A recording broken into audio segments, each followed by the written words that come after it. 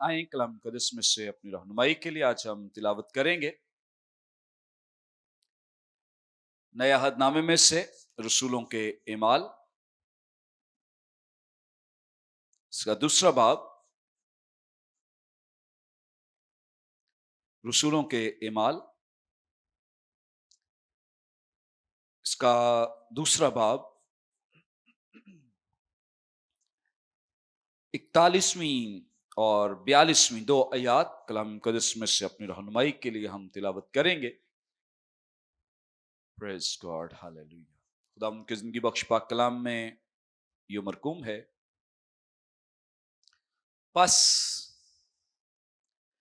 جن لوگوں نے اس کا کلام قبول کیا انہوں نے بپتسمہ لیا، اور اسی روز 3000 آدمیوں کے قریب ان میں مل گئے، اور یہ رسولوں سے تعلیم پانے اور رفاقت رکھنے میں اور روٹی توڑنے اور دعا کرنے میں مشغول رہے۔ کلام مقدس کے پڑھے سنے جانے پہ خدا ان کی برکت ہو، آمین۔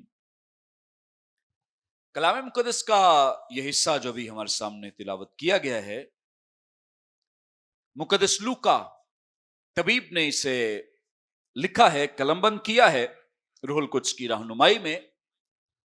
مقدس لوکا طبیب کی نئے عہد نامے میں 2 تحریریں ہمارے پاس موجود ہیں۔ پہلی تحریر مقدس لوکا کی معرفت لکھی گئی خداوند یسوع مسیح کی انجیل، اور دوسری تحریر رسولوں کے اعمال ہیں۔ شروع میں جب اس کا نام ڈیسائیڈ کرنا تھا تو بحث مباحثہ چلتا رہا، ابھی بھی خیر جاری ہے اس کے نام پر، کہ اسے رسولوں کے اعمال کہنا چاہیے یا روح القدس کے اعمال کہنا چاہیے۔ بہت سارے لوگ ابھی بھی اسے روح القدس کے اعمال کہتے ہیں کہ یہ روح القدس کے اعمال کی کتاب ہے، رسولوں کے اعمال نہیں بلکہ روح القدس کے اعمال کی کتاب ہے۔ بہرحال مقدس لوکا کو یہ پریولیج، یہ آنر، یہ استحقاق حاصل ہے، نئے عہد نامے کا سب سے بڑا حصہ 27% حصہ جو ہے، یعنی سب سے زیادہ جس شخص نے نئے عہد نامے میں اپنی تحریر شامل کی ہے، اس کا نام کیا ہے؟ مقدس لوکا۔ لوکا رسول نہیں ہے کیونکہ ان کا جو شمار ہے وہ ان 12 رسولوں میں بھی نہیں ہے۔ دوسری بات یہ ہے کہ جو کنڈیشن، جو شرائط ایک رسول کے لیے رکھی گئی پہلے باب میں اعمال کی کتاب میں، ان شرائط پر بھی مقدس لوکا پورے نہیں اترتے۔ آپ جانتے ہیں ان شرائط کے بارے میں۔ نمبر 1 کیا ہے؟ کیا شرط ہے رسول ہونے کے لیے؟ خداوند یسوع مسیح کو براہ راست دیکھا ہو۔ نمبر 2 خداوند یسوع مسیح کے ساتھ رہا ہو، خداوند یسوع مسیح کے ساتھ رہا ہو۔ تو مقدس لوکا جو ہیں، نہ تو انہوں نے براہ راست خداوند یسوع مسیح کو دیکھا اور نہ ہی خداوند یسوع مسیح کے ساتھ رہنے کا انہیں تجربہ ہوا۔ اس لیے اس عراق کے جو رسول ہیں ان میں ان کا شمار نہیں ہوتا۔ بہرحال تو بھی اگرچہ رسول بھی نہیں ہے، یہودی بھی نہیں ہے، ان کا تعلق بھی جنٹائل سے ہے، غیر اقوام سے ہے، تو بھی ان پہ یہ استحقاق ہوا اور انہیں یہ عزت افزائی دی گئی کہ وہ بائبل مقدس میں سب سے زیادہ حصہ جو ہے اسے تحریر کرنے کے قابل ہو پائیں۔ آمین۔ تو ایسا نہیں ہے کہ یہ کوئی مقدس لوکا ہی کی پرسنلی کوئی ایسی کوالٹی ہے، بلکہ روح القدس نے ان لوگوں کا چناؤ کیا ہے۔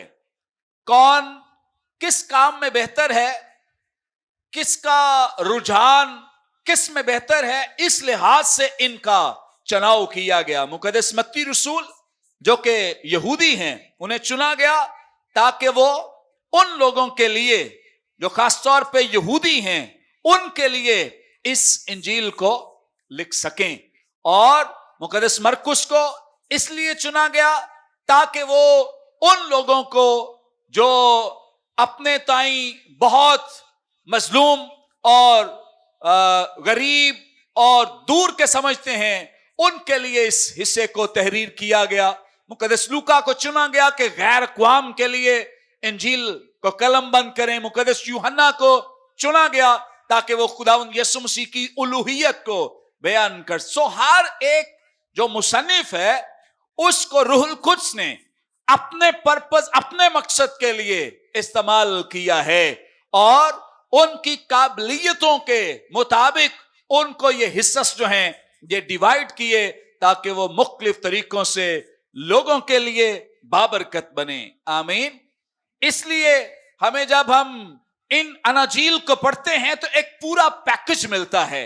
सिर्फ मुकद्दस मत्ती रसूल की इंजील को पढ़ें तो हम बहुत सारे हिस्सस को खो सकते हैं खुदावंद यीशु मसीह की शख्सियत को अंडरस्टैंड करने के लिए। सो इस एतबार से चारों अनाजील जो हैं वो खुदावंद यीशु मसीह की जिंदगी के चारों पहलुओं पर रोशनी डालती हैं ताकि हम उसे मुकम्मल तौर पे अंडरस्टैंड कर सकें। आमीन।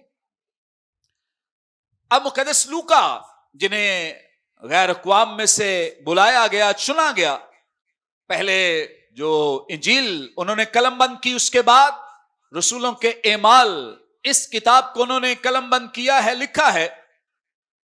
सो ये दो किताबें नहीं हैं बल्कि ये पहली किताब का ही तसलसल है। जैसे इंजील लिखी है तो समझ लें कि वो हिस्सा रसाला पहला रसाला है और ये दूसरा रसाला है। वो पहली किस्त है और ये दूसरी किस्त है। सो एक मुसन्निफ ने दो किताबें जो लिखी हैं, तो इसका मतलब ये है कि ये तसलसल है। जहां इंजील का काम मुकम्मल हुआ उसके बाद एमाल शुरू हुए हैं।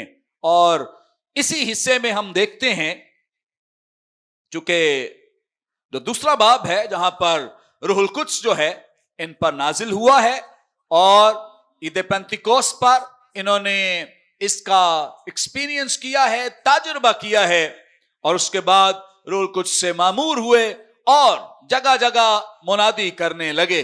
इसमें से जब पहला वाज जो मुकद्दस पतरस रसूल ने किया है, इस वाज के वक्त चूंकि हम जानते हैं कि एक बड़ी ईद थी ईद पेंतिकोस्त, इसको मनाने के लिए बहुत सारे जो यहूदी हैं वो मुख्तलिफ इलाकों से, मुख्तलिफ शहरों से, देहातों से, कस्बों से निकलकर तो इस ईद को मनाने के लिए यरूशलेम में मौजूद हैं। और यरूशलेम ही में ये जो खुतबा या जो सरमन जो है या पैगाम जो है, कलाम जो है वो शेयर किया है मुकद्दस पतरस ने।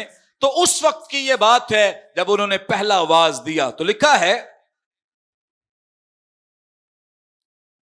41वीं आयत में, बस जिन लोगों ने उसका कलाम कबूल किया, क्या किया? उसका कलाम कबूल किया। सो मुकद्दस पतरस लोगों को खुदा के कलाम के ताल्लुक से सिखा रहे, बता रहे हैं और उसके बाद लोगों ने इस कलाम को क्या किया? कबूल किया है, एक्सेप्ट किया है, ईमान ले आए हैं कि जो कुछ मुकद्दस पतरस जो हैं, और वो बता क्या रहे थे? बता यही रहे थे खुदावंद यीशु मसीह के बारे में कि वो मुआ, दफन हुआ और तीसरे दिन मुर्दों में से जी उठा। अब तुम उस पर ईमान लाकर हमेशा की जिंदगी में दाखिल हो सकते हो और हमेशा की जिंदगी पा सकते हो। लोगों ने मसीह को कबूल किया अपने निजात दहिंदा के तौर पे, अपने खुदावंद के तौर पे। और उसके बाद लिखा है कि जितने लोगों ने उस दिन कलाम को कबूल किया, आगे क्या लिखा है? उन्होंने क्या लिया? बपतिस्मा लिया। उन्होंने क्या लिया? बपतिस्मा लिया। तो इसका मतलब यह है कि वो अधूरी तालीम नहीं दे रहे होंगे, वो जरूर उन्हें बता रहे होंगे कि अगर तुमने आज मसीह को कबूल करना है तो उसके बाद का जो कदम है वो क्या है? बपतिस्मा लेना है। वैसे ही तो उन्हें ख्वाब तो नहीं आ गया ना कि उन्होंने कलाम कबूल किया तो फौरन से बपतिस्मे हो रहे हैं। तालीम दी गई है, सिखाया गया है कि कलाम पहला दर्जा है। कलाम को कबूल करना, ईमान लाना खुदावंद यीशु मसीह को बतौर मुनज्जी, बतौर खुदावंद اپنا لینا پہلا کام ہے، اور دوسرا کام کیا ہے؟ بپتسمہ لینا، جس کے لیے ہمیں یہاں پہ تذکرہ ملتا ہے کہ پس جن لوگوں نے اس کا کلام قبول کیا انہوں نے کیا کیا؟ بپتسمہ لیا، اور اسی روز 3000 آدمیوں کے قریب ان میں مل گئے۔ یہ چونکہ بڑی ایکسٹرا آرڈنری تعداد ہے، کوئی عام بات نہیں ہے۔ 3000 لوگوں کا مجمع آپ کو پتا ہے کہ بہت بڑا مجمع ہے، تو 3000 لوگوں کا مسیح کو قبول کرنا اور پھر ان کا پانی کا بپتسمہ لینا ایک بہت اس وقت میں یا اس دور میں، آج بھی ویسے تو بہت بڑی بات ہے کہ اگر ایک ہی وقت میں 3000 لوگ مسیح کو قبول کریں، اور اس کے بعد یہاں پر تو لوگ 1000 کا مجمع ہو تو 10,000 کا بتا کے تو باہر سے ڈالر لیتے ہیں، 10,000 ہو لاکھ بتا کے ڈالر لیتے ہیں، لیکن کیسی خوبصورت بات ہے کہ 3000 لوگوں نے پہلے مسیح کو کیا کیا؟ قبول کیا ہے، اور اس کے بعد پانی کا بپتسمہ لیا، اور لکھا ہے اور اسی روز 3000 آدمیوں کے قریب ان میں مل گئے۔ یہ جو ان میں مل گئے سے مراد یہ ہے کہ وہ کلیسیا میں شامل ہو گئے۔ کیا ہو گئے؟ کلیسیا میں۔ نئے عہد نامے میں کلیسیا، چرچ کے لیے جو لفظ ہے ایکلیزیا استعمال ہوا ہے، اس کا مطلب یہ ہے کسی خاص پرپز، کسی خاص مقصد کے لیے الگ کیے گئے لوگ، بلائے گئے لوگ، جن کو سیپریٹ کر لیا جائے، الگ کر لیا جائے۔ تو اس کا مطلب یہ ہے کہ جنہوں نے قبول کیا ہے، بپتسمہ لیا ہے، ان کو کلیسیا میں شامل کر لیا گیا ہے، باقی لوگوں کو شامل نہیں کیا گیا۔ باقی لوگوں نے شامل ہونا ہے تو وہی کام کریں جو انہوں نے کیا ہے کہ مسیح کو قبول کریں، بپتسمہ لیں، اور پھر وہ کلیسیا میں شامل ہو جائیں۔ آمین۔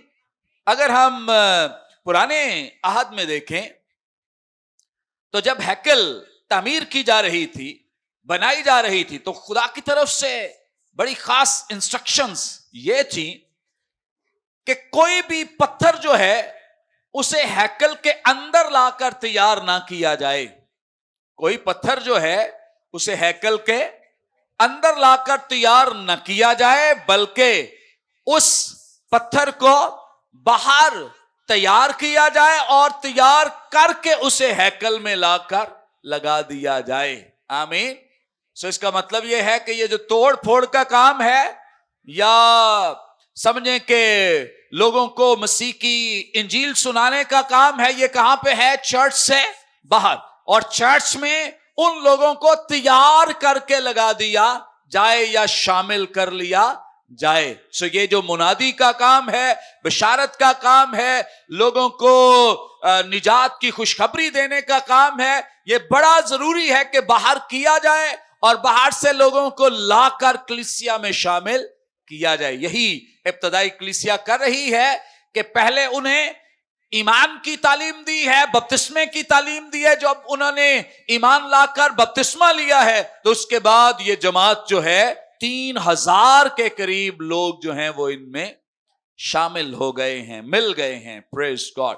اور جب یہ مل گئے ہیں، شامل ہو گئے ہیں، تو 42ویں آیت میں لکھا ہے اور یہ سے مراد کیا ہے؟ وہی لوگ جنہوں نے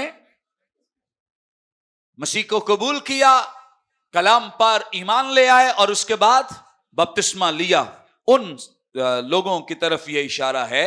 اور یہ یعنی وہ لوگ جنہوں نے کلام قبول کیا، بپتسمہ لیا، کیا کرنے لگے ہیں؟ اب رسولوں سے تعلیم پانے۔ نمبر 2 رفاقت رکھنے۔ نمبر 3 روٹی توڑنے۔ نمبر 4 دعا کرنے میں کیا رہے؟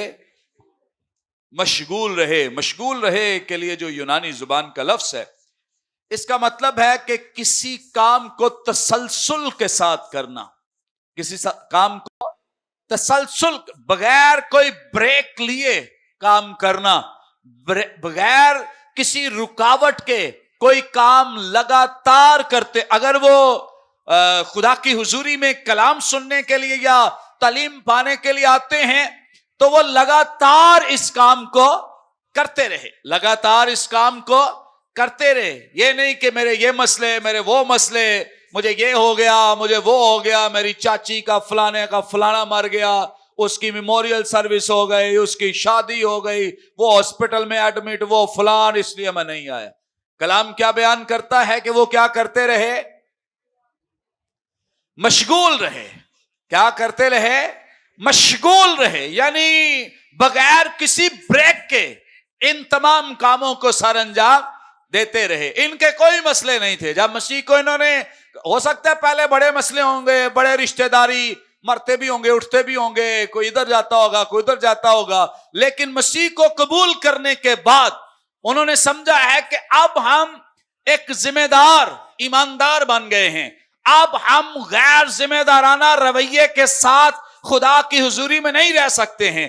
غیر ذمہ دار لوگ خدا کے ساتھ مسلسل نہیں چل سکتے، کیونکہ وہ غیر ذمہ داری کا مظاہرہ کرتے ہیں، وہ سستی، لاپرواہی، کاہلی کا مظاہرہ کرتے ہیں. اور ایسے لوگ مسلسل خدا کی پہچان میں، اس کی قربت میں نہیں بڑھ سکتے ہیں. خدا کی مسلسل قربت میں بڑھنے کے لیے ضروری ہے کہ ہم اس کے کام کو کرنے میں مشغول رہیں، لگاتار اسے کرتے رہیں. جو مسئلے مسائل ہیں دنیا کے وہ تو چلتے رہنے، لیکن کلیسیا نے سمجھا ہے کہ اب ہم ذمہ دار بن گئے ہیں. اب ہماری وہ غیر ذمہ دارانہ رویے والی عادتیں، زندگی جو ہے وہ پیچھے رہ گئی ہے، ختم ہو گئی ہے، ترک ہو گئی ہے. اب ہم ایک ایسی جگہ آ گئے ہیں جہاں ہمیں ذمہ داری کا مظاہرہ کرنا ہے، رسپانسبلٹی کا مظاہرہ کرنا ہے، ہمیں وفاداری کا، فیتھفلنس کا مظاہرہ کرنا ہے. ہمیں اس بات کو خدا کی حضوری میں لانا ہے کہ اب ہم پہلے جیسے نہیں رہے. اگر اب بھی یہ اسی ڈگر پر رہیں یا رہتے تو کیا یہ خدا کی حضوری میں مقبول ٹھہرتے؟ نہیں. خداوند یسوع مسیح کے پاس آنے کا مطلب تو یہی ہے کہ انسان پھر جو پہلے کرتا ہے وہ اب اس کے ساتھ یا اس کے پاس آ کر ایسا نہ کرے. اور اگر وہ پھر سارا کچھ چل رہا ہے تو اس کا مطلب ہے ساتھ رہنے کا کوئی فائدہ نہیں ہے. تو مشغول رہنا، لگاتار اس کام، اگر وہ تعلیم پاتے ہیں تو لگاتار، اگر وہ رفاقت رکھتے ہیں تو لگاتار، اگر وہ روٹی توڑتے ہیں تو لگاتار، اگر وہ دعا کرتے ہیں تو لگاتار، یعنی بغیر کسی بریک کے انہوں نے یہ کام کیا ہے. اور اسی لیے آگے جب اس کے ہمیں ثمرات نظر آتے ہیں، فروٹس نظر آتے ہیں، پھل نظر آتے ہیں، تو اس کے بعد کلیسیا جو ہے وہ پوری دنیا میں انجیل کو پھیلانے کا باعث بنی ہے اور بہت سارے لوگوں کی تبدیلی کا سبب ٹھہری ہے. اور اگر یہ لوگ غیر ذمہ دارانہ رویے کے ساتھ زندگی گزارتے تو اس کا مطلب ہے کہ لوگ جن تک انہوں نے مسیح کے پیغام کو پہنچانا تھا کبھی بھی مسیح کے پاس نہ آ سکتے یا نہ آ پاتے. سو انہوں نے ذمہ داری کا مظاہرہ کیا ہے، اپنی رسپانسبلٹی کو سمجھا ہے، انڈرسٹینڈ کیا ہے، اس لیے اب یہ ذمہ دار بن گئے ہیں. جو ایک مسیحی ہے، جو ایک ایماندار ہے، وہ ذمہ دار شخص ہے. وہ کیا ہے؟ ذمہ دار شخص ہے، ریسپانسبل شخص ہے، جس پہ آپ ٹرسٹ کر سکتے ہیں، بھروسہ کر سکتے ہیں. غیر ذمہ دار شخص مسیحی نہیں ہو سکتا ہے، یا ارریسپانسبل شخص جو ہے وہ کبھی بھی اچھا، ایماندار، دیانتدار مسیحی نہیں ہو سکتا. جس کو آپ کچھ کہیں تو او میں تو بھول گیا سا، او میں تو یاد ہی نہیں رہا، او میں اٹھیا ہی نہیں، او میں سو ہی گیا سا. مطلب ایسے لوگ حقیقی مسیحی نہیں ہو سکتے، نہ بن سکتے ہیں. حقیقی مسیحی ہونا ذمہ دار مسیحی ہونا ہے. آمین. سو یہ جو مسیحی ہیں، جب انہوں نے کلام میں لکھا ہے کہ مسیح کو قبول کیا اور اس کے بعد بپتسمہ لیا تو ذمہ دار بن گئے ہیں، مشغول، لگاتار. اب انہیں ان کا جو اوڑھنا بچھونا ہے، اب ان کی زندگی کا جو پرپز، مقصد ہے، وہ یہ ہے کہ وہ تعلیم پانے میں لگے رہیں، رفاقت رکھنے میں لگے رہیں اور روٹی توڑنے میں لگے رہیں، دعا کرنے میں لگے رہیں. تو جب وہ ان چیزوں میں مشغول رہیں گے تب ہی وہ خداوند کی قربت میں بڑھنے کا تجربہ کر سکیں گے. جو کام وہ مسلسل لگاتار اور بڑی ذمہ داری کے ساتھ کرتے رہے، ان میں نمبر 1 کیا ہے؟ رسولوں سے تعلیم پانے میں. کس کام میں؟ پہلا کام کیا ہے؟ کس کام میں وہ مشغول رہے؟ تعلیم پانے میں مشغول رہے. کسی بھی ایماندار کی زندگی میں ان 4 چیزوں کا پایا جانا جو ہے بہت ضروری ہے. بہت سارے اسکالرز متفق ہیں کہ یہ ایسے ہی ہے جیسے کوئی عمارت جو ہے وہ کھڑی ہے اور اس کے 4 ستون جو ہیں وہ قائم ہیں. 4 ستون جو ہیں وہ قائم ہیں، اور اگر 4 ستون قائم نہیں ہے تو اس کا مطلب ہے کہ وہ عمارت، بلڈنگ جو ہے وہ گر جائے گی. اگر کسی ایک چیز کی بھی کمی ہے، تعلیم کی کمی ہے، رفاقت کی کمی ہے، روٹی توڑنے میں مشغول نہیں ہوتے ہیں، دعا نہیں کرتے ہیں، تو اس کا مطلب یہ ہے کہ چاہے 3 کام ہم لگاتار کریں اور 1 نہ کریں تو ایک پلر گر گیا تو کیا عمارت کھڑی رہے گی؟ نہیں کھڑی رہے گی. اور اگر 2 کام ایمانداری سے کرتے ہیں تو پھر بھی 2 پلرز پہ بھی عمارت کھڑی نہیں رہ سکتی ہے. اس لیے بڑا ضروری ہے کہ ان 4 چیزوں کا، 4 ستونوں کا ایک ایماندار میں قائم رہنا بہت ضروری ہے، جس میں سے پہلا کام جو ہے وہ تعلیم پانا ہے. پہلا کام تعلیم پانا ہے. تعلیم کے لیے یونانی زبان کا لفظ ڈیڈاخے استعمال ہوا ہے، جس کا ترجمہ انگلش میں ٹیچنگ کیا گیا ہے، تعلیم دینا کیا گیا ہے، ڈاکٹرن بھی اس کا ترجمہ کیا گیا ہے. اس کا مطلب ہے باقاعدہ طور پر خدا کے کلام کو سیکھنا. باقاعدہ طور پر خدا کے کلام کو سیکھنا، سننا، انڈرسٹینڈ کرنا. اس سال جب ہم نے نئے سال کی عبادت کی تھی تو کسی کو یاد ہے کہ ہم نے اس سال میں کیا ارادہ کیا تھا؟ خدا کے کلام کو پڑھنا، سننا، سیکھنا، سمجھنا، پھیلانا اور عمل کرنا. 6 چیزیں تھی. شاباش. 6 چیزیں ہم نے اس تعلق. تو کتنے لوگوں نے اس سال میں خدا کے کلام کو سیکھنے، پڑھنے میں اور پھیلانے میں کوئی اہم کردار ادا کیا ہے؟ ویری گڈ، ویری گڈ، شاباش. خدا کا کلام یہاں ہماری رہنمائی کرتا ہے کہ یہ جو تعلیم پانا ہے یہ بڑی باقاعدگی کے ساتھ، جیسے کوئی سیمنری نہیں کرتا، یہ وہی لفظ استعمال ہوا یہاں پر، جیسے باقاعدگی سے ہم سیمنری میں تعلیم پاتے ہیں، باقاعدہ طور پر کسی بائبل کالج میں یا یونیورسٹی میں یا کسی اسکول میں ہم خدا کے کلام کو سیکھتے ہیں. تو جو ابتدائی کلیسیا ہے اس کے لیے لکھا ہے کہ یہ بڑی باقاعدگی کے ساتھ، ایسے جیسے کوئی شخص سیمنری میں کلام سیکھتا ہے، ایسے جیسے کوئی شخص باقاعدہ کسی بائبل کالج یا یونیورسٹی کی رجسٹریشن کر کے خدا کے کلام کو سیکھتا، ایسے ابتدائی کلیسیا فکر مندی کے ساتھ اور ذمہ داری کے ساتھ خدا کے کلام کو سیکھتی رہی. تو کئی لوگ ہمارے سامنے ایسی ایگزامپلز آتی ہیں، بائبل کالج میں بھی کوئی 1 دن آ گئے، 2 دن چھٹیاں، 2 دفعہ آ گئے، 3 دن چھٹیاں. تو ایسے خدا کے کلام کو اس ابتدائی کلیسیا نے نہیں سیکھا ہے. کیسے سیکھا ہے؟ باقاعدگی کے ساتھ، ذمہ داری کے ساتھ، اور لگاتار اس کو سیکھتے رہے. میں غور کر رہا تھا کہ ابتدائی کلیسیا کے لوگوں کا یہاں کوئی ایسا ذکر نہیں ہے کہ وہ گیت گاتے رہے. لکھا ہے کوئی ایسا؟ گاتے ہوں گے لیکن یہاں ذکر نہیں ہے. کیا لکھا ہے؟ وہ تعلیم پاتے رہے. گیت تو گاتے ہوں گے، ورشپ بھی کرتے ہوں گے، لیکن ذکر یہ ہے کہ وہ خدا کے کلام کی تعلیم پاتے رہے، خدا کا کلام سیکھتے رہے. گیت گانا بہت اچھا ہے، باقی چیزیں بھی بڑی اچھی ہیں. کئی دفعہ ہم جاتے ہیں مختلف کنونشنز میں، عبادات میں، 3 گھنٹے گیت گاتے رہتے ہیں، اور کلام کی دفعہ پادری صاحب 15-20 منٹ ہی سنانا. مطلب جس کا خاص ذکر ہے خدا کے کلام میں، وہ کام کئی دفعہ اس بات کو اگنور کیا جاتا ہے, رد کیا جاتا ہے, یا وہ امپورٹنس, وہ درجہ دیا نہیں جاتا. لیکن اگر ہم خداوند یسوع مسیح کی زندگی کو دیکھیں تو خداوند یسوع مسیح نے اپنی زندگی میں سب سے زیادہ وقت پتہ کس چیز پہ گزارا؟ لوگوں کو تعلیم دینے, لوگوں کو تعلیم دینے. ابتدائی کلیسیا نے سب سے زیادہ زور کس پہ دیا؟ تعلیم پر, کہ لوگ تعلیم پائیں, کلام سیکھیں. جب کلام آئے گا تو ہی آپ درست ورشپ کر سکتے ہیں. آپ نے گیت گانے ہیں, جب تک کلام نہیں آتا تو آپ گیت بھی نہیں گا سکتے ہیں. آپ نے دعا کرنی ہے, جب تک کلام نہیں آتا تو آپ دعا نہیں کر سکتے ہیں.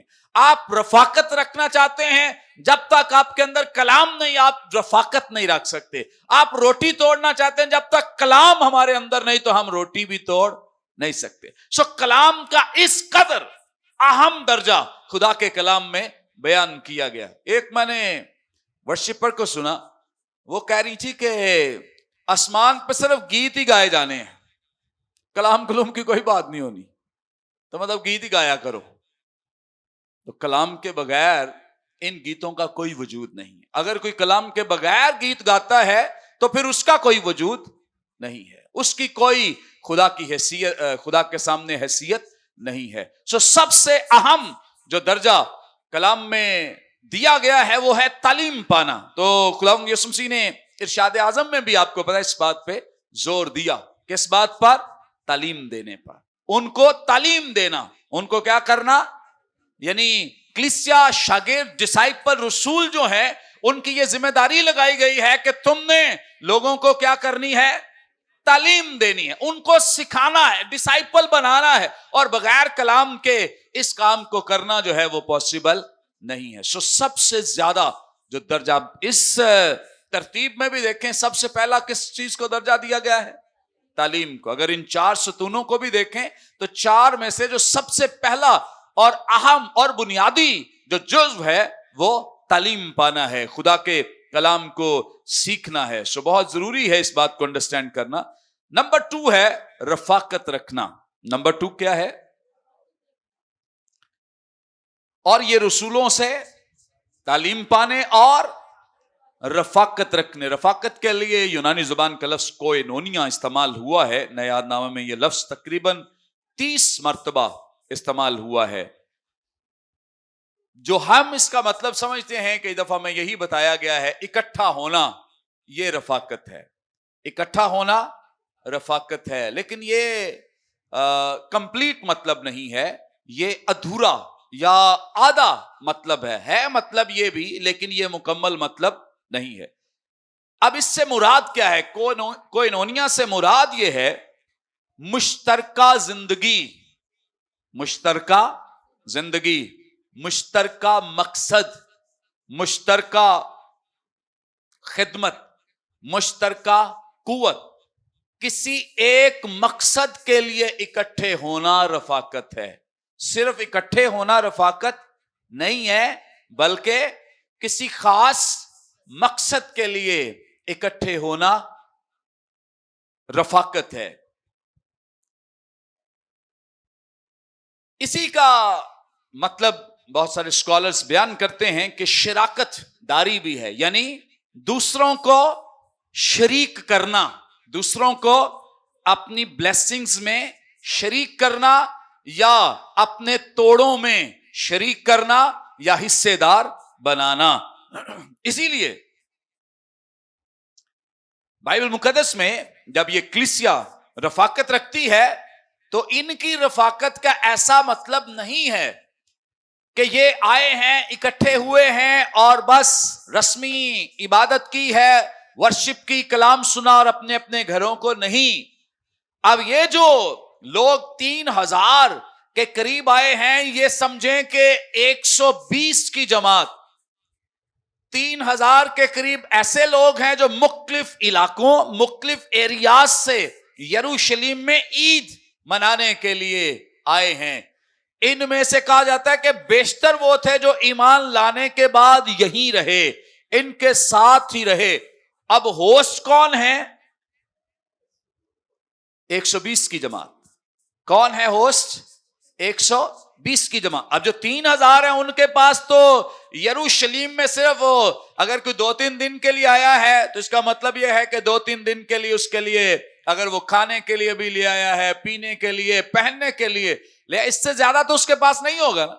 बाकी तो उसने अपनी कुर्बानियां, हदिये, दायकियां दे दी होंगी हैकल में। तो इसका मतलब यह है कि अब जो 3000 की जमात है उनको होस्ट कर रहे हैं 120 की जमात। 120 की जमात, इसीलिए तो 120 की जमात में से कलाम में लिखा है कि उन्होंने अपनी किसी चीज को अपना ना समझा, अपना ना समझा, बल्कि उन्होंने क्या किया, अपनी अपनी चीजों को दूसरों के साथ शेयर किया, इश्तराकियत का मुजाहिरा किया कि अगर किसी के पास खाने के लिए है तो वो दूसरों के लिए ले आया, किसी के पास खेत है तो उसने अपना खेत ही बेच दिया, किसी के पास जायदाद है तो उसने अपनी जायदाद। ये जो हननिया सफीरा का वाकया है ये भी इसी गर्ज से उन्होंने अपनी जमीन बेची थी, क्योंकि सारे ईमानदार अपनी अपनी जमीनें बेचकर, अपनी जायदादें बेचकर, अपने खेत बेचकर, अपने खजाने निकाल कर इब्तदाई कलीसिया के उन बुजुर्गों के पास ला रहे थे, ताकि जो लोग मसीह को कबूल कर रहे हैं और हमारे साथ शामिल हो गए हैं उनके साथ इन चीजों को शेयर किया जाए। वो इकट्ठे तो हैं, लेकिन इसके साथ उनकी शराकतदारी भी है। वो खाने के लिए, पीने के लिए, पहनने के लिए उनमें किसी भी तरह की ये स्पिरिट नहीं कि मैं खा लूं और ये भूखा रह जाए, मैं पी लूं और ये प्यासा रह जाए, मैं ये माल ले जाऊं और ये ना ले जाए, बल्कि उनकी स्पिरिट ये है कि वो घरों से ला ला कर खिदमत कर रहे हैं, चर्च से निकाल नहीं रहे। जैसे बहुत सारी मिसालें हमें यहां पे हमारे मुल्क में मिलती हैं कि लोग चर्च से, खुदा के जमा किए हुए में से, चंदों में से, दायकियों में से, ऑफरिंग्स में से खुद अपने लिए चंदे निकाल लेते हैं या पैसे निकाल लेते हैं, बेईमानी करते हैं। लेकिन हमें इब्तदाई कलीसिया की मिसाल क्या मिलती है? निकालने वाले नहीं हैं बल्कि देने वाले हैं, लाने वाले हैं, अपने घरों से ला रहे हैं। और इसीलिए इसका रिजल्ट ऐसा नजर आया है आज। इसीलिए वो रिजल्ट जो इब्तदाई कलीसिया का रिजल्ट था वो हमारे सामने नहीं है। अगर खा रहे हैं लोग तो इसका मतलब है कि निजात का काम भी वैसे नहीं हो रहा। अगर ये लाकर लगा रहे थे, दे रहे थे, इन्वेस्ट कर रहे थे, तो उतना ही निजात का काम जो बड़ा फैला, क्योंकि इन्होंने अपनी चीजों को अपना ना समझा। ये रफाकत है, ये सूखी रफाकत नहीं है कि आए चर्च में तो इबादत की तो ये रफाकत नहीं, अपनी चीजों को शेयर करना। जैसे बहुत सारे लोग चर्च में अपनी ऑफरिंग देते हैं किसी भी खास मकसद के लिए, पर्पस के लिए। हमें चर्च की जगह की जरूरत थी, लोगों ने अपने हदियाजात दिए, अपने हदियाजात को शेयर किया। किसके लिए?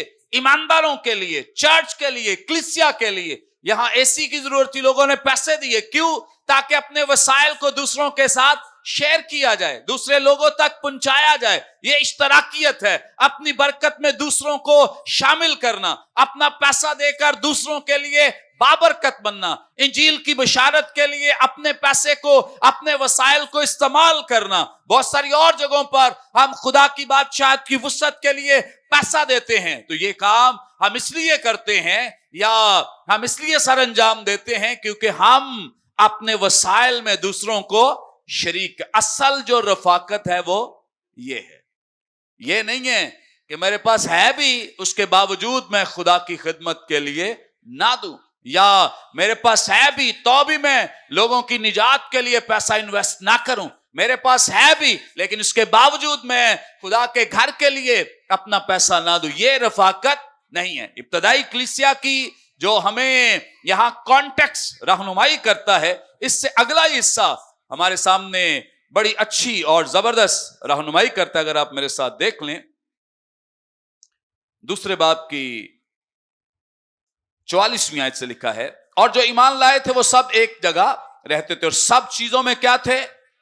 शरीक थे, और अपना मालो असबाब क्या लिखा है? बेच बेच कर ہر ایک کی ضرورت کے موافق سب کو بانٹ دیا کرتے تھے. پریز گاڈ. اور یہ جو ابتدائی کلیسیا ہے اس کی ایگزامپل ہے کہ وہ اپنی چیزوں کو دوسروں کے فائدے کے لیے، مسیح کی انجیل کی بشارت کے لیے، چرچ کی ترقی کے لیے، کلیسیا کی ترقی کے لیے، فکر مندی کے لیے اپنی چیزوں کو شیئر کرتے تھے. یہ ہے رفاقت. بہت دفعہ ہم ادھورا مطلب سمجھتے ہیں. اکٹھا ہونا رفاقت ہے. آج رفاقتی کھانا ہے، آج رفاقتی عبادت ہے. ٹھیک ہے، یہ اچھی بات ہے رفاقت رکھنا، اکٹھا ہونا، لیکن یہ مکمل مطلب نہیں ہے. اس کا مطلب یہ ہے کہ میں اپنے وسائل، میں اپنی جو میرے پاس فیسلٹیز ہیں ان سے بہت سارے لوگوں کو فیسلیٹیٹ کروں اور اپنی نعمتوں کے ساتھ دوسروں کے لیے بابرکت بنوں. آمین. یہ ہے رفاقت رکھنا. ابتدائی کلیسیا جو ہے، کیا لکھا ہے خدا کے کلام میں؟ نمبر 1 کہ وہ رسولوں سے تعلیم پانے. نمبر 2 رفاقت رکھنے میں مشغول رہی. اگر وہ تعلیم پانے میں مشغول ہیں تو اس کا مطلب ہے کہ رفاقت رکھنے میں بھی مشغول ہیں. یعنی یہ نہیں کیا کہ ایک دن چندہ دے دیتے ساڈا کام ختم، ہن پادری صاحب جانا انہاں دی سر درد ہے باقی اکٹھے کر دے. پھر نہیں، کلام میں کیا لکھا ہے کہ کلیسیا یہ کام تسلسل کے ساتھ لگاتار یہ کام کرتی رہی. اور اسی لیے تو آگے جب ہم 8ویں باب تک پہنچتے ہیں تو کلیسیا، کلام میں لکھا ہے کہ جو کلیسیا وہ یروشلم سے باہر یہودیہ سامریا میں پھیل گئی، اور اس کے بعد جو دنیا کی انتہا ہے وہاں تک اس کلام کو لے جانے کے قابل ہو سکی. کیونکہ یہ کام کیسے ہوتا رہا؟ تسلسل کے ساتھ لگاتار اس کام کو کیا جاتا رہا. یعنی ایک دن جمپ لگا دیا. کئی لوگوں کو بائبل پڑھنے کا ایسے ہی شوق آتا ہے، بڑے جوش سے 2-3 چیپٹر، کئی دفعہ پوری کتاب پڑھ جاتے ہیں، اور اگلے مہینے پتہ چلتا ہے او بھائی صاحب بس مصروف ہی بڑے ہو گئے، مطلب بائبل پڑھنا ہی چھوڑ دی. عبادت کا کئی دفعہ بڑا جنون آتا ہے اور اس کے بعد عبادت کرنا بھی چھوڑ دیا. یہ اس طرح کی جمپنگ نہیں بلکہ تسلسل کے ساتھ، لگاتار کنٹینیوٹی کے ساتھ. تیسرا کام کیا کرتی رہی کلیسیا؟ اور روٹی توڑنے میں. روٹی توڑنے سے مراد خدا کے کلام کے مطابق اس کو چونکہ بہت سارے اور بھی نام دیے گئے ہیں، جیسے مثال کے طور پہ خداوند کا دسترخوان بھی کہا گیا ہے، روٹی توڑنا بھی کہا گیا ہے، عشاء ربانی بھی کہا، یوخرست بھی کہا گیا ہے. یہ سارے جو الفاظ ہیں یا ٹرمینالوجیز ہیں، اصطلاحات ہیں، یہ خداوند کی پاک میز کی طرف اشارہ ہے جب ہم روٹی توڑتے یا اس کے خون میں شرکت کرتے ہیں، جو ہم کلیسیائی طور پر ہر ماہ کے پہلے اتوار میں کرتے ہیں. مختلف کلیسیائیں 2 دفعہ بھی کرتی ہیں، کچھ کلیسیائیں ہر اتوار بھی کرتی ہیں. اپنے اپنے لحاظ سے لوگ ان چیزوں کو سر انجام. لیکن ابتدائی کلیسیا جو تھی، جب یہ لوگ اکٹھے تھے تو ہر روز کرتے تھے. کیا کرتے تھے؟ ہر روز کرتے تھے. اس لیے کیونکہ کہیں سے کسی کو آنا نہیں ہے، سب ایک ہی جگہ اکٹھے ہیں اور ہر روز اس کام کو. پھر ویکلی انہوں نے کام یہ سٹارٹ کر دیا جب کلیسیا مختلف جگہوں پہ پھیل گئی ہے، اکٹھا ہونا مشکل نہیں ہے. تو اب اس لحاظ سے، اس اعتبار سے تو یہاں سے ہمیں تعلیم ملتی ہے، یا یہاں سے ہم سیکھتے ہیں کہ جیسے یہ روز کرتے ہیں تو جیسے ہی سرکمسٹانسز ایسے پیدا ہوئے ہیں یا حالات تبدیل ہوئے ہیں تو ان کی اسٹریٹجی بھی تبدیل ہو گئی ہے. ایماندار جو ہیں، کلیسیا جو ہے، اس کو بھی آج کے دور میں جیسے بہت سارے لوگ اپنی اسٹریٹجیز جو ہیں وہ تبدیل کرتے ہیں، ایمانداروں کو، کلیسیا چرچ لیڈرز کو بھی اپنی اسٹریٹجیز جو موجودہ دور ہے اس کے مطابق رکھ کے تو لوگوں کو اپروچ کرنا چاہیے، تاکہ لوگوں تک رسائی جو ہے، ایکسیس جو ہے، اپروچ جو ہے وہ آسان ہو سکے. آمین.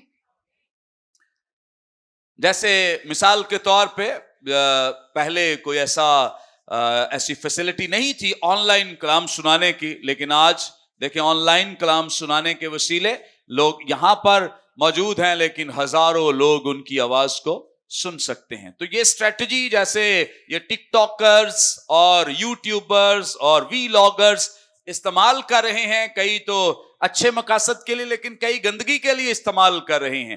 تو کیوں نہ ان چینلز کو, ان چیزوں کو ایماندار جو ہیں وہ لوگوں کی روحانی ترقی کے لیے استعمال کر. سو ٹک ٹاک برا نہیں ہے, لیکن اس کا استعمال اگر نیگیٹو ہے تو وہ درست نہیں ہے. یوٹیوب خود برا نہیں, لیکن اس کا استعمال اگر نیگیٹو کیا جا رہا ہے تو وہ درست نہیں. سو اگر ہم اسے پازیٹیولی استعمال اس لیے کر رہے ہیں کہ ہم اسے استعمال کر کے لوگوں تک خدا کے کلام کو پہنچائیں, تو یہ دی بیسٹ وے ہے موجودہ دور میں نوجوانوں تک رسائی. کیونکہ آج ہر ایک بچہ, بڑا جو ہے, نوجوان جو ہے, وہ سوشل میڈیا پر یا ان جو موجودہ سورسز ہیں ان کے ذریعے انوالو ہے, انگیج ہے. تو اگر ہم لوگوں کو خدا کی طرف لانا چاہتے ہیں تو ہمیں پھر اسٹریٹجی کو چینج کرنا ہوگا, بدلنا ہوگا, کہ جو ان کے ہاتھ میں چیز ہے وہاں ان تک خدا کے کلام کو پہنچایا جائے. آمین. سو یہی ابتدائی کلیسیا کر رہی ہے کہ جب وہ سب اکٹھے ہیں تب وہ ہر روز کرتے ہیں, لیکن جیسے ہی انہوں نے یہ سمجھا کہ اب ہر روز اکٹھا ہونا پاسبل نہیں, تو انہوں نے اپنی اسٹریٹجی کو تبدیل کر لیا ہے, بدل دیا ہے. سو ایمانداروں کو, لیڈرز کو, چرچ کو بھی ضرور اس طرح کا کام کرنا چاہیے تاکہ نوجوانوں تک یا دیگر لوگوں تک ہم خدا کے کلام کو پہنچا سکیں. آخری بات کیا لکھا ہے؟ دعا کرنے میں پہلا کام, رسولوں سے تعلیم پانے میں کیا رہے؟ رفاقت رکھنے میں مشغول رہے, روٹی توڑنے میں, اور نمبر 4 دعا کرنے میں مشغول رہے. ایک دو دن نہیں بلکہ دعا کرنے میں مشغول رہے, لگاتار دعا. چونکہ ہم بہت دفعہ سنتے ہیں کہ مسیحی زندگی میں سانس کی چیز کی امپورٹنس اور اہمیت ہے. جیسے انسانی بدن جو ہے یہ تب تک ہی جیتی جان ہے جب تک اس میں سانس ہے, تو جب سانس نہیں ہے تو اس کا مطلب ڈیڈ. تو ایسے ہی ایک ایماندار جو ہے وہ دعا کے بغیر ڈیڈ ہے, مردہ ہے. اور دعا بھی رٹی رٹائی وہ دعائیں, سنڈے سکول والی دعائیں, ایسی دعاؤں کی یہاں بات نہیں کی گئی ہے.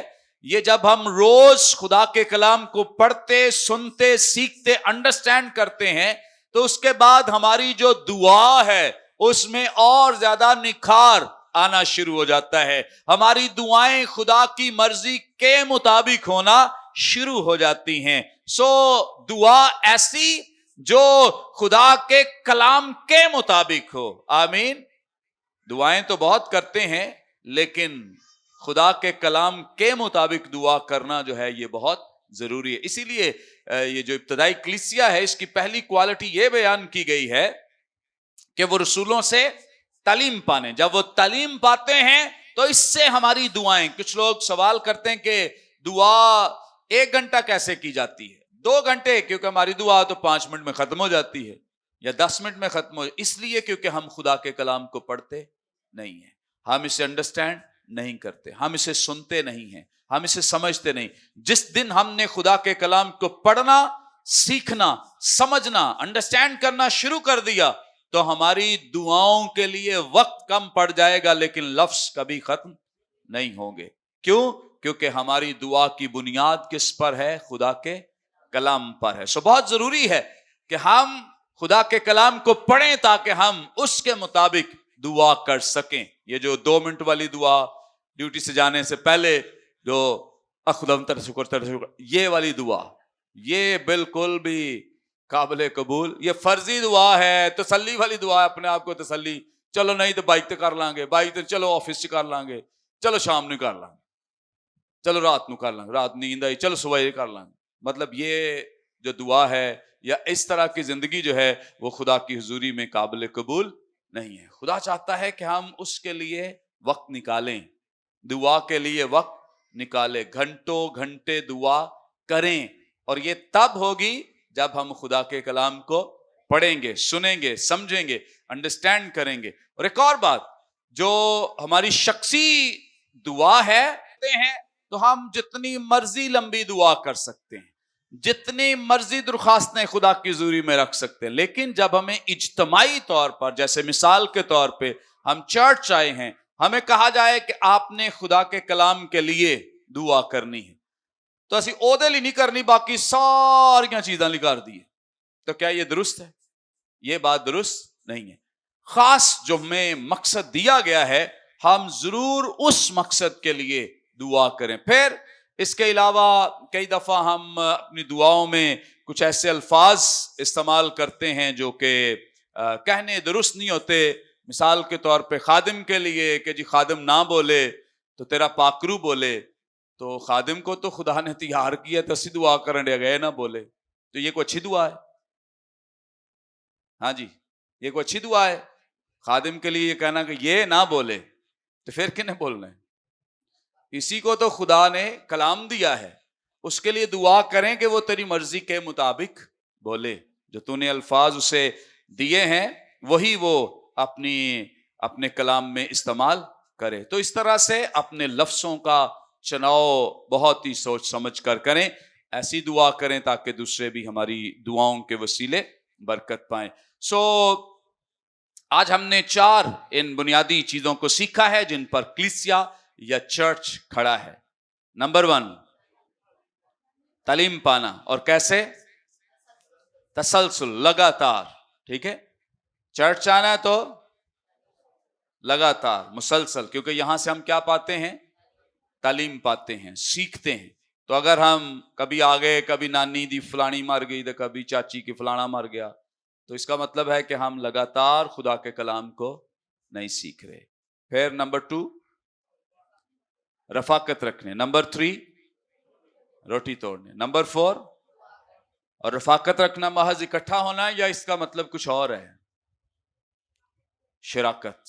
اس کا مطلب کیا ہے؟ شراکت. اپنے وسائل میں دوسروں کو شیئر کرنا یا کلیسیا کی ترقی کے لیے اپنے وسائل، اپنا پیسہ دینا. آمین.